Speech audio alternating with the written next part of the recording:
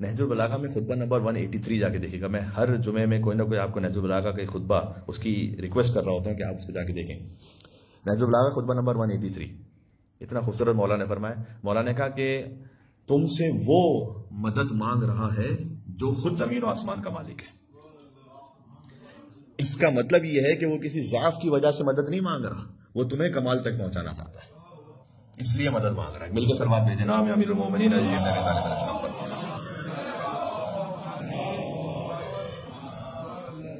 اس طرح سورہ حدید آیت نمبر 11, من ذا الذی یقرض اللہ قرضا حسنا فیضاعف له وله اجر کریم. کون ہے کہ جو اللہ کو قرض حسنا دے؟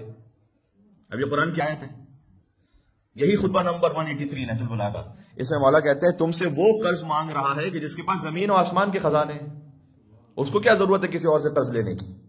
اور اسی لیے اللہ وعدہ بھی کر رہا ہے کہ کون ہے جو اللہ کو قرض حسنا دے فیضاعفہ له, اللہ اس کو بڑھا کے واپس کرے گا, وله اجر کریم, اجر کریم بھی عطا کرے گا. یہ اللہ تعالیٰ نے اپنی مخلوقات کے لیے نجات کے راستے بنائے ہوئے. آپ کے پاس مال ہے, آپ اللہ کو قرض حسنا دیں, یعنی اللہ کے دین کے لیے کام کریں. خدا اپنی مخلوقات سے جو ہے نا, یقین فرمائیے گا, بہت محبت کرتا ہے. آپ اب کوئی پینٹنگ بناتے ہیں تو اس سے آپ نفرت کرتے ہیں کبھی؟ ہم سب اللہ کی پینٹنگز ایک طرح سے, مصور اس کا نام المصور ہے, ہم سب اس کی تصویریں ہیں. تو ہم وہ اللہ ہم سے کیوں نعوذ باللہ نفرت کرے گا؟ فرعون جیسا شخص کہ جو خود اپنے آپ کو خدا کہہ رہا ہے, اللہ تعالیٰ حضرت موسیٰ حضرت ہارون سے کہتا ہے اذهبا الی فرعون انہ طغی. سورہ طٰہٰ کی آیتیں یہ آیت نمبر 43 and 44 کہ تم دونوں جاؤ فرعون کے پاس, اس نے طغیان کیا ہے. وقولا له قولا لینا, اس سے بات کرو بہت نرمی کے ساتھ. سے نرمی سے بات کرنا, فرعون سے اللہ کہہ رہا ہے. کاش ہم آپ ایک دوسرے مومنین کے لیے اتنی رعایت کر لیں جتنا اللہ تعالیٰ فرعون کے لیے کہہ رہا تھا. سمجھ میں آ رہی؟ ہم کبھی کبھار غصے میں کہتے ہیں مولانا صاحب دیکھا ہے وہ فرعون بن گیا ہے, وہ ہاں تو فرعون کے لیے نرمی سے بات کر لیں. ہم کہتے ہیں نا کبھی غصے میں, ارے وہ تو فرعون بن گیا ہے مولانا.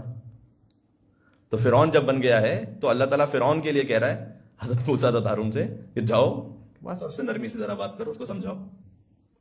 کس میں اتنا حلم ہے اور شرح صدر ہے؟ مشکل کام ہے, بہت مشکل کام ہے, لیکن بہرحال ایکسپیکٹیشن یہ ہے. اچھا کیوں نرمی سے بات کروں؟ دیکھیں بہت امپورٹنٹ ہے. کبھی کبھار ہم نرمی سے اس لیے بات کر رہے ہیں کہ میں اچھا لگوں دوسروں کے سامنے, اسے میری تعریف کرے کتنا اچھی طرح نرمی سے بات کرتا ہے, اس لیے نہیں. نیت وہ خود اللہ تعالیٰ اس کا اثر دے دے گا, لیکن تم نرمی سے کیوں بات کرو؟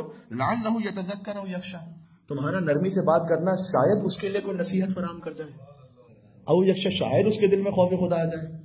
لعلہ کا اللہ نے, شاید, امید ہے شاید. کام تو کر کے دیکھو, نرمی سے بات تو کر کے دیکھو, شاید. سبحان اللہ.